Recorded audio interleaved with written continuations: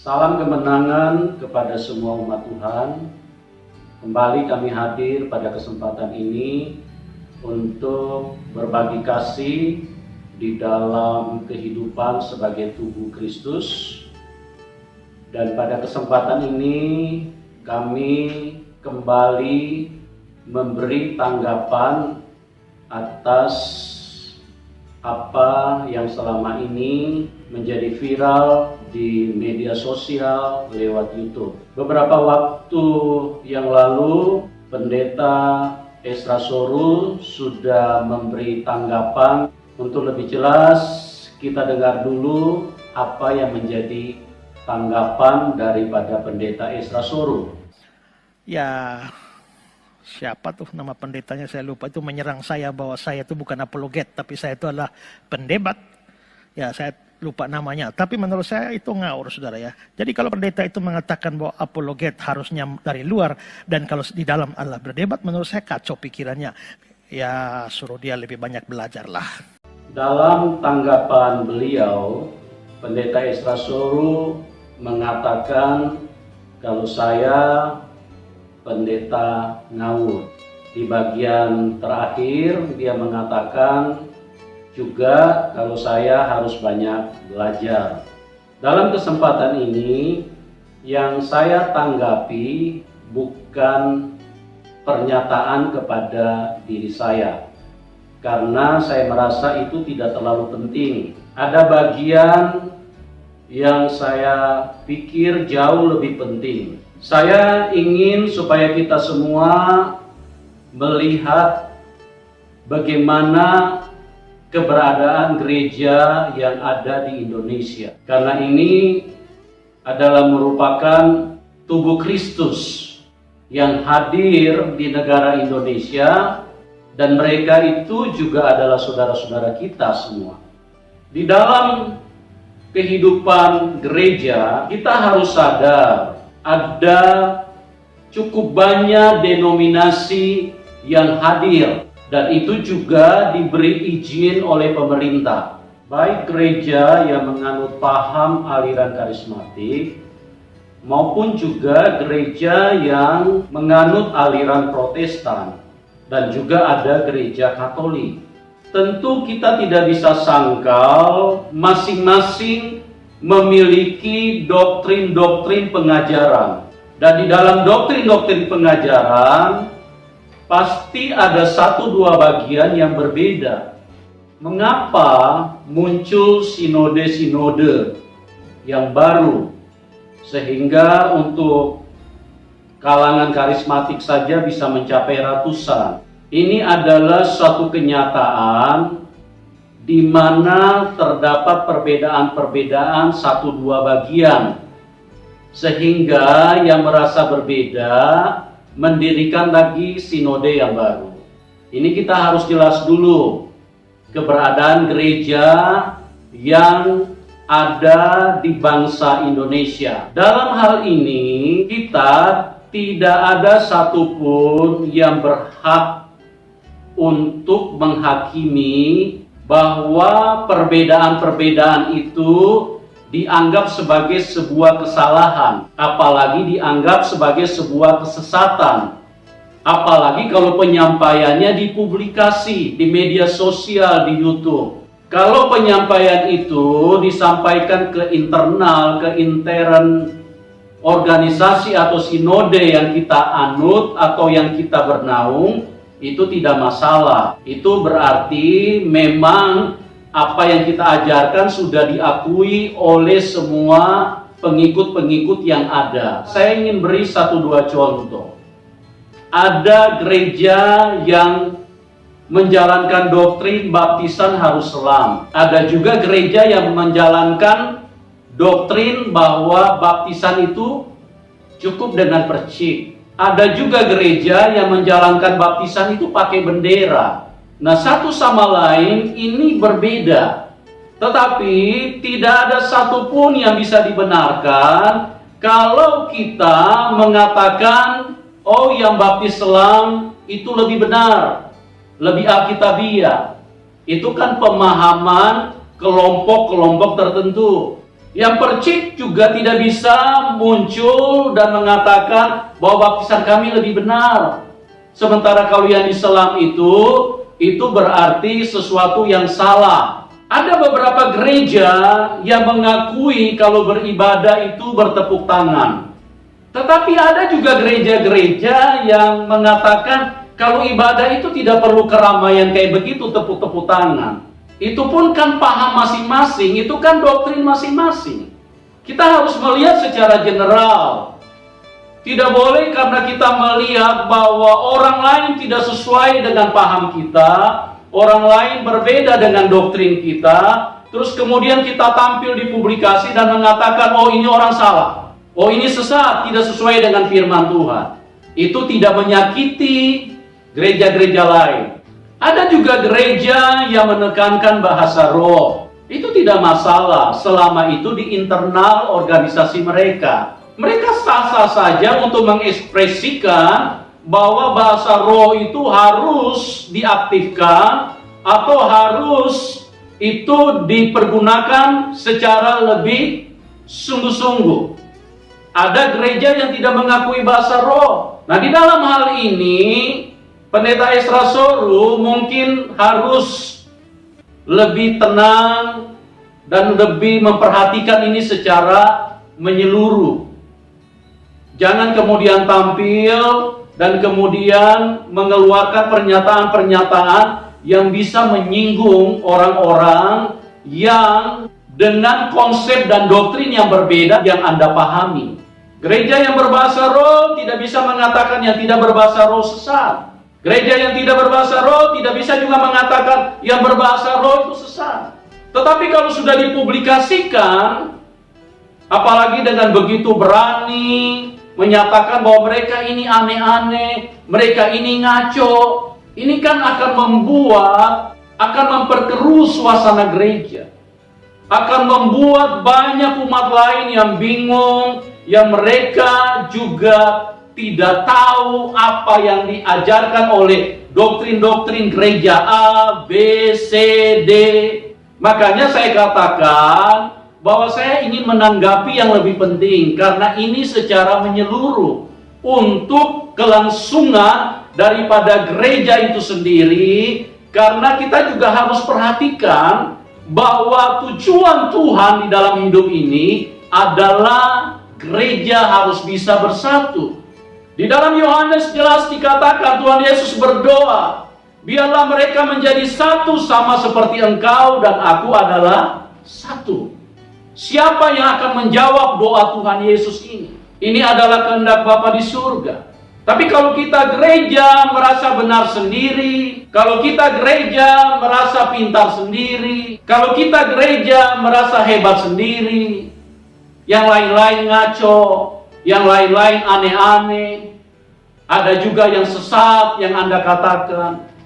Tolonglah lebih bijak Pak Ezra. Pikirkanlah keberadaan gereja-gereja yang lain yang tidak sepaham dengan Anda. Apalagi di tengah-tengah tekanan yang begitu kuat dengan pandemi COVID-19 yang begitu mengancam bukan hanya kehidupan sekelompok, ini juga mengancam kehidupan untuk semua umat manusia yang ada di dunia. Kalau kita mau mengarahkan orang, itu ada jalur tersendiri. Panggillah orang tersebut dan diskusilah dengan mereka. Arahkanlah. Tapi kalau mereka juga tidak mau menerima, kita nggak bisa paksa mereka. Itu kan pemahaman mereka. Itu ekspresi iman mereka. Kita lihat di dalam Roma pasal yang ke-14 ayat 1-3 dan kemudian kita lompat ke ayat 5 dan 6. Terimalah orang yang lemah imannya tanpa mempercakapkan pendapatnya, yang seorang yakin bahwa ia boleh makan segala jenis makanan, tetapi orang yang lemah imannya hanya makan sayur-sayuran saja. Ya, kita perhatikan, terimalah orang yang lemah imannya tanpa mempercakapan doktrinnya atau ekspresi imannya. Selama mereka, seperti yang saya sudah bahas di YouTube sebelumnya, bahwa apologia itu adalah orang-orang yang membela iman. Apologetika. Kalau misalnya yang dilakukan oleh Apolos di dalam Kisah Rasul 18, itu jelas-jelas dia membantah orang-orang yang tidak mengakui bahwa Tuhan Yesus adalah Tuhan. Jadi iman yang mana? Iman yang tertuju kepada Tuhan Yesus. Kalau Anda mau publikasi, itu tujuannya jelas. Kepada orang yang tidak mengakui Tuhan Yesus, kepada orang yang memburuk-burukan tentang iman kepada Tuhan Yesus, tentang orang yang menghina nama Tuhan Yesus, tentang orang yang merendahkan iman yang tertuju kepada Tuhan Yesus, nah itu sasarannya yang tepat. Baik, kita dengar selanjutnya ayat yang ketiga. Siapa yang makan, janganlah menghina orang yang tidak makan. Dan siapa yang tidak makan, janganlah menghakimi orang yang makan. Tentu firman Tuhan tidak mengarah kepada hal-hal lahiriah. Sebab di bagian lain firman Tuhan berkata, soal kerajaan Allah itu bukan soal makan dan minum, tapi soal damai sejahtera, sukacita dan kuasa Roh Kudus. Jadi yang dimaksudkan dengan ayat ini adalah berbicara hal-hal yang rohani. Artinya bagaimana ekspresi iman kita dalam menjalaninya bersama dengan Tuhan. Orang yang berbahasa roh, yang tidak berbahasa roh, kita nggak usah mensalah-salahkan mereka. Mereka mau belajar pakai haleluya, itu bukan urusan Anda. Siapa yang menjamin bahwa apa yang Anda sampaikan itu benar? Atau Anda juga yang tidak terlalu mengerti tentang karunia-karunia roh ini, Anda tidak boleh tampil untuk mengatakan bahwa yang Anda pahami itulah yang benar. Itu kan pemahaman Anda. Sementara pemahaman gereja lain kan berbeda. Seperti yang difirmankan Tuhan, yang makan tidak usah menghina yang tidak makan. Siapakah kita ini yang menghakimi orang lain? Apakah kita punya hak istimewa terima dari Tuhan untuk kita bisa mengatakan orang lain itu salah? Pernahkah Anda bertanya, apakah Anda mendapatkan hak dari Tuhan untuk mengkritik orang, untuk mempersalahkan orang, atau menganggap orang ngaco-ngaco, orang aneh-aneh, ngawur-ngawur? Apakah Anda dapat hak istimewa dari Tuhan? Hanya menurut pikiran Anda, yang mungkin Anda anggap ini sudah paling benar. Kan belum tentu buat orang lain. Jangan terlalu kita meledak-meledak, tampil dengan cara-cara yang arogan, sehingga melukai gereja Tuhan yang lain. Dikatakan firman Tuhan itu urusan Tuhannya. Coba kita lanjutkan ayat di dalam Roma 14 ini.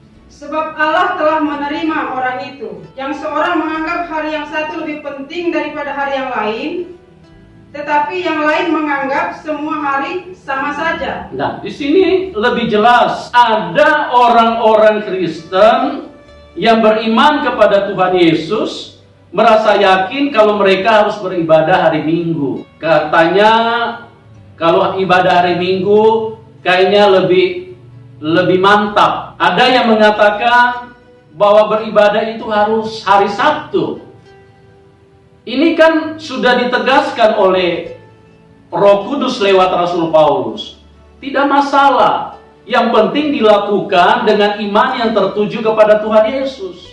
Kita tidak berhak sama sekali untuk menghakimi kalau kita ibadah hari Sabtu, kemudian orang-orang lain kita salah-salahkan. Ini kan pemaksaan pendapat. Ini kan penilaian yang salah. Ini kan lebih mengarah kepada egoisme di dalam sebuah pemahaman. Lebih merasa diri sendiri harus menang. Lebih merasa kalau organisasi kami, doktrin kami, pemahaman kami, ini yang paling tepat. Nggak bisa begitulah, Bung. Kalau mereka merasa hari Rabu itu yang terbaik untuk beribadah kepada Tuhan, apa salahnya? Firman Tuhan sudah katakan itu. Silakan aja, yang penting lakukan untuk Tuhan Yesus. Kita lihat bagian kalimat selanjutnya. Hendaklah setiap orang benar-benar yakin dalam hatinya sendiri, siapa yang berpegang pada suatu hari yang tertentu, ia melakukannya untuk Tuhan. Dan siapa makan, ia melakukannya untuk Tuhan, sebab ia mengucap syukur kepada Allah. Dan siapa yang tidak makan, ia melakukannya untuk Tuhan, dan ia juga mengucap syukur kepada Allah. Perbedaan-perbedaan dalam mengekspresikan atau disebut dengan doktrin itu adalah hal yang memang silakan saja berjalan masing-masing, karena dikatakan di dalam bagian firman Tuhan, Tuhan bisa menjaga mereka. Tuhan bisa untuk membuat mereka tetap berdiri. Kalau kita perhatikan di dalam Lukas pasal yang ke-9, ayat yang ke-49 dan 50, kita lihat di sini. Yohanes berkata, "Guru, kami lihat seorang mengusir setan demi namamu. Lalu kami mencegah orang itu, karena ia bukan pengikut kita." Tuhan Yesus berkata kepadanya, "Jangan kamu cegah, sebab barang siapa tidak melawan kamu, ia ada di pihak kamu." Tuhan Yesus tidak bertanya kepada Yohanes bagaimana metode waktu dia mengusir setan demi namaku. Apakah dia pakai ludah, atau dia pakai air, atau dia pakai minyak, atau dia pakai bahasa roh, atau pakai bendera, atau pakai sapu tangan. Ini kan komunitas yang berbeda. Ada kelompok yang tidak sama-sama berkumpul dengan Tuhan, tapi dia mempercayai bahwa nama Tuhan Yesus itu nama yang berkuasa. Pribadi Tuhan Yesus adalah satu-satunya pribadi yang harus ditinggikan, dimuliakan, disembah. Karena dengan mengakui nama Tuhan Yesus, dia percaya bahwa dia bisa melakukan mujizat. Berarti memang ini pribadi yang mulia. Ini pribadi Tuhan Yesus, pribadi memang dia adalah Allah. Dengan menggunakan namanya saja, itu setan akan lari. Setan akan ketakutan. Tuhan Yesus memperkenalkan keberagaman komunitas itu tidak jadi masalah. Dan Tuhan tidak pernah permasalahkan metode yang dianut oleh setiap komunitas. Itu urusan Tuhan. Pernah nggak Anda berpikir, bagaimana dengan pendapat pendeta-pendeta lain? Terus kemudian Anda dengan begitu lantang mengangkat ini dan menyatakan, "Pak Gilbert, saya setuju dengan Anda, kita harus bersatu." Tapi ini kan mereka aneh-aneh. Mereka ngaco-ngaco. Itu kan penghakiman Anda pribadi. Layak tidak Anda menghakimi orang lain. Tuhan Yesus berkata, kalau engkau mau membersihkan kotoran di muka orang lain, di mata orang lain, angkat dulu balok yang menghalangi pemandanganmu. Ini suatu hal yang menjadi perhatian bagi kita semua hamba Tuhan. Untuk apa? Jangan terlalu cepat menghakimi orang. Mereka itu semua saudara-saudara kita. Selama mereka punya iman, mengajarkan orang untuk tertuju kepada Tuhan, dan bangkit untuk beriman sungguh-sungguh kepada Tuhan, ini adalah hal-hal, ya kalau kita memang tidak setuju, sudahlah, tidak masalah. Tapi tidak usahlah kita muncul-muncul di publikasi, terus mengatakan orang ngawur-ngawur. Kalau tidak setuju, ya sudahlah, komunitas Anda saja. Ajarkanlah itu kepada organisasi Anda. Karena kita ini beragam denominasi. Pernah nggak kita sadar akan melukai teman-teman kita, saudara-saudara kita, yang Tuhan sudah mati untuk mereka? Bukan hanya teman-teman pendeta, jemaat-jemaat yang mereka layani, ini kan juga akan jadi korban. Mereka yang rendah imannya, mereka yang tidak kuat imannya, akan berkata, jangan-jangan kita dipimpin pendeta yang sesat. Jangan-jangan kita dipimpin pendeta yang aneh-aneh. Karena ada pendeta Esra Soru yang mengatakan bahwa pendeta kita ini aneh, pendeta kita ini ngawur, pendeta kita ini mengajarkan ngaco. Wah, ini Bung, Anda, saya pikir berhati-hatilah dengan pernyataan-pernyataan yang Anda ucapkan. Kalau Anda mau ajarkan kepada organisasimu, silakan. Anda mau memburuk-burukan organisasi lain, itu tidak masalah. Atau kalau Anda misalnya mau menyentil satu pengajaran dari gereja lain, tolong jangan sebutkan nama. Karena kalau Anda menyebutkan nama, itu meluluhlantakan eksistensi dan wibawa daripada pendeta tersebut dan juga jemaat yang dipimpin. Anda sementara merendahkan orang, tapi Anda mungkin tidak sadar dan Anda tidak memikirkan itu. Tuhan memunculkan berbagai macam metode. Dan ini Tuhan perkenalkan. Kenapa? Karena satu, supaya kita mengenal bahwa Dia Allah yang Maha Besar. Dia Allah yang sempurna. Dia berdaulat. Dia yang mengatur. Yang kedua, kita tidak bisa batasi Roh Kudus. Semua kembali kepada bagaimana cara yang Dia kehendaki. Bukan bagaimana cara apa yang menjadi pandangan doktrin organisasi kita. Ada Tuhan Yesus mengatakan, waktu Dia menyembuhkan orang, Dia berkata, pergi dan basuhlah dirimu di kolam Siloam. Ini satu metode. Di bagian lain, metodenya menjadi lain. Di kolam Bethesda, Dia berkata kepada seorang lumpuh, angkat tilammu dan berjalan dan pulanglah. Dia tidak suruh orang ini pergi basuh lagi di kolam Siloam. Nah, orang yang memahami basuh di kolam Siloam tidak bisa lagi menghina, tidak bisa lagi mempersalahkan. Kalau misalnya dia punya iman, Tuhan arahkan ke hal yang lain. Karena Dia maha kaya, Dia maha sangat luas, tidak bisa kita atur, tidak bisa dibatasi. Di bagian lain Dia hanya berkata, pulanglah, imanmu sudah menyembuhkan engkau. Di bagian lain lagi ada metode yang berbeda. Dia aduk ludah di tanah, Dia gosok-gosok, kemudian Dia aduk di mata orang. Ini kan berbeda semua. Kalau kita dengan pikiran yang picik, pikiran yang sempit, kita cuma hanya tahu satu metode yang dianut oleh doktrin kita, terus kemudian kita tampil sebagai hakim, kemudian kita menyalah-nyalahkan orang lain. Nggak bolehlah seperti itu. Mungkin yang Tuhan perkenalkan kepada dia, metode yang berbeda, yang tidak sama dengan yang Tuhan perkenalkan kepada Anda. Saya dalam hal ini ingin supaya keutuhan daripada gereja yang berbeda-beda denominasi, berbeda-beda organisasi, yang di dalamnya terdapat 1-2 perbedaan di dalam doktrin, itu untuk terus bisa bertumbuh dan menjadi maju dan menjadi semakin kuat. Syukur-syukur kita bisa bersatu. Di beberapa bagian yang lain, ada hal-hal yang menarik yang Tuhan tunjukkan. Suatu ketika murid-muridnya, ada orang yang datang kepada Tuhan dan berkata, kami sudah bawa anak kami kepada murid-muridmu, tapi mereka tidak bisa menyembuhkan. Di situ Tuhan memperkenalkan sebuah metode yang lain lagi. Tuhan berkata kepada mereka, bawa anak itu kemari. Dan kemudian Tuhan menegur dengan keras. Ini suatu cara yang berbeda lagi. Rasul-rasul pun juga tidak menggunakan, sebagian tidak menggunakan metode yang pernah mereka lihat pada waktu mereka bersama dengan Tuhan Yesus. Pada waktu Tuhan Yesus belum diangkat ke surga.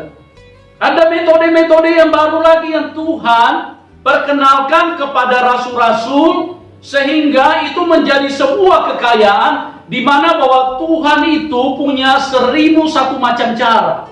Satu ketika Petrus hanya bayangannya saja itu bisa melakukan mujizat. Ini kan metode yang baru lagi. Satu ketika waktu Petrus berjalan masuk ke bait Allah, itu juga metode yang baru lagi, metode yang lain lagi. Dia berkata orang lumpuh di situ, lihat tatap mata kami, lihatlah kepada kami. Ini metode yang baru juga, yang berbeda dengan satu sama yang lain. Dan di bagian lain, pada waktu Tuhan mau membangkitkan Dorcas, di situ Petrus terlihat dengan metode yang lain juga. Sebelum dia melakukan mujizat, dia berdoa dulu di samping mayat.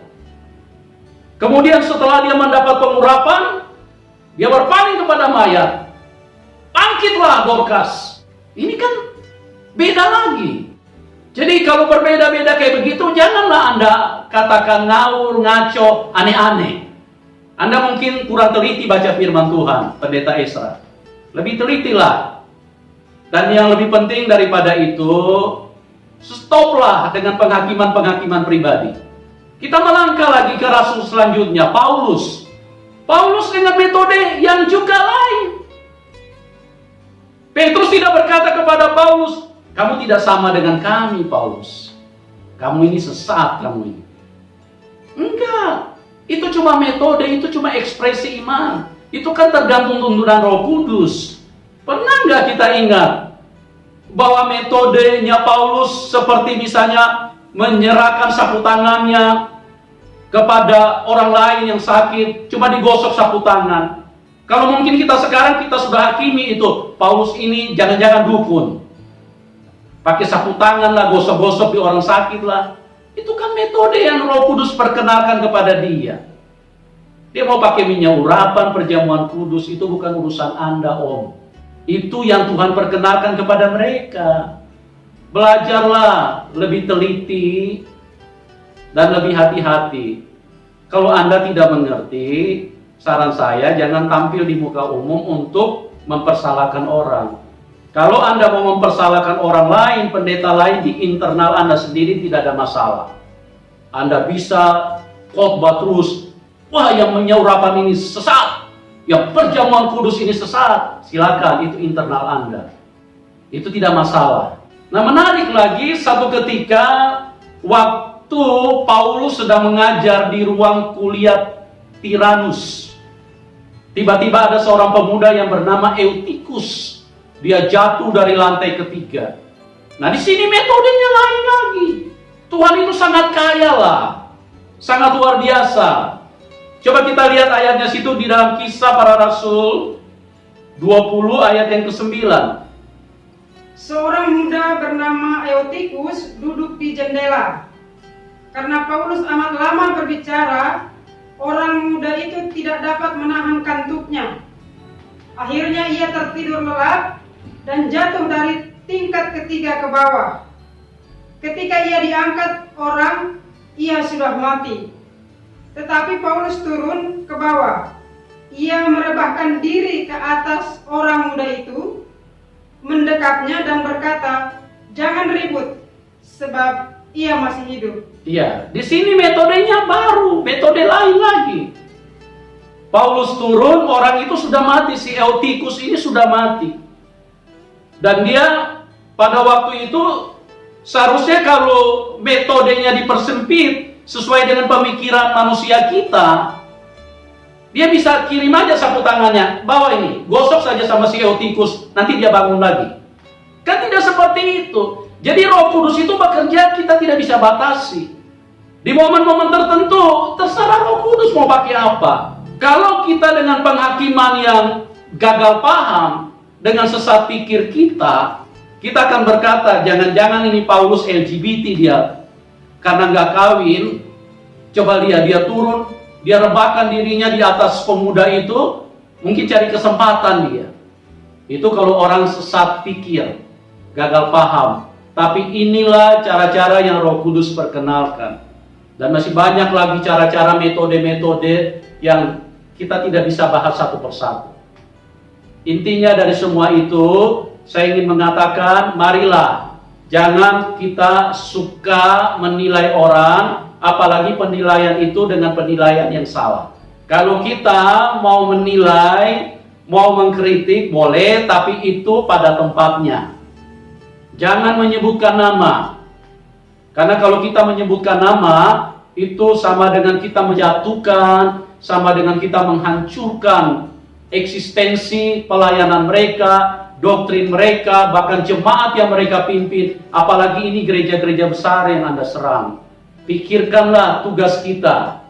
Tugas kita ini cari jiwa-jiwa untuk bawa supaya mereka hanya mempercayai bahwa di dunia, di surga, di bawah bumi hanya ada satu nama yang berkuasa, hanya ada satu Tuhan, hanya ada satu juru selamat, yaitulah Tuhan Yesus Kristus. Mungkin ini yang saya bisa bagi kepada teman-teman hamba Tuhan, kepada gereja Tuhan, supaya ini menjadi terang bagi kita semua. Salam kemenangan. Tuhan Yesus memberkati kita. Amin.